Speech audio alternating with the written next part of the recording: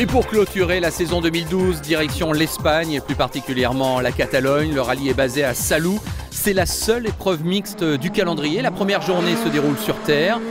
Les deuxième et troisième journées se déroulent sur asphalte. Lors de la première étape, eh bien, la météo pluvieuse va bouleverser un petit peu le plan de tous les favoris et permettre à Mats Østberg de se mettre une nouvelle fois en évidence.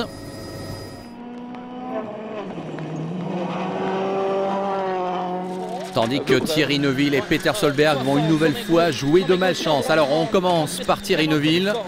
Pour gauche 27 très dur. 100. Caché droite 30. Caché. Voilà, un trou creusé par des pluies diluviennes. C'est le virage à Peter, dit Thierry Neuville. Oui, car Peter Solberg était sorti dans ce même virage en 2011. Et figurez-vous que ça va une nouvelle fois se produire exactement au même endroit pour le Norvégien et au même endroit donc que Thierry Neuville.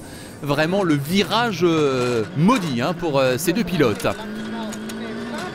On retrouve un pilote néerlandais, Hans Weiss. C'est sa première participation WRC. Et ça n'est pas sans mal.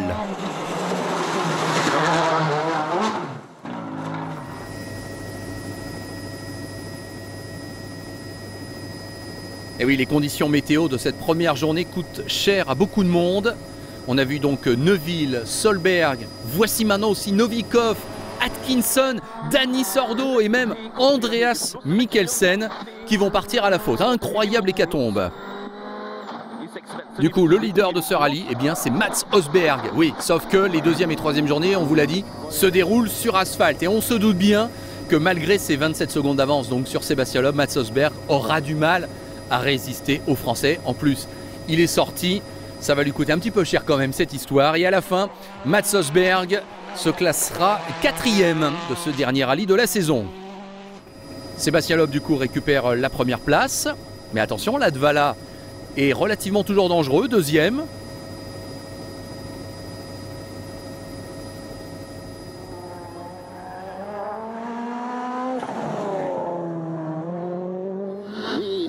Hirvonen, lui, se dirige vers la troisième place.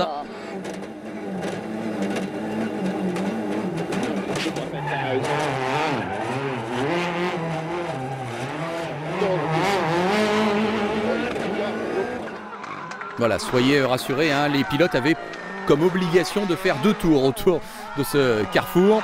Dani Sordo, beaucoup de regrets pour lui parce qu'il était parti à la faute lors de la première journée, mais ensuite il est revenu en vertu de la règle du rallye 2 et il a été le meilleur performeur du rallye de loin en signant pas mal de temps scratch, mais il n'y avait rien à faire devant face à Sébastien Loeb et Daniel Elena qui conclut l'année comme il l'avait commencé par une victoire, 8e victoire en Espagne pour le duo. 9e victoire en cette saison 2012, 76e victoire de sa carrière et voilà de quoi parachever donc une dernière saison complète puisqu'on vous l'a dit, en 2013 a priori ce sera un programme limité pour Sébastien Loeb.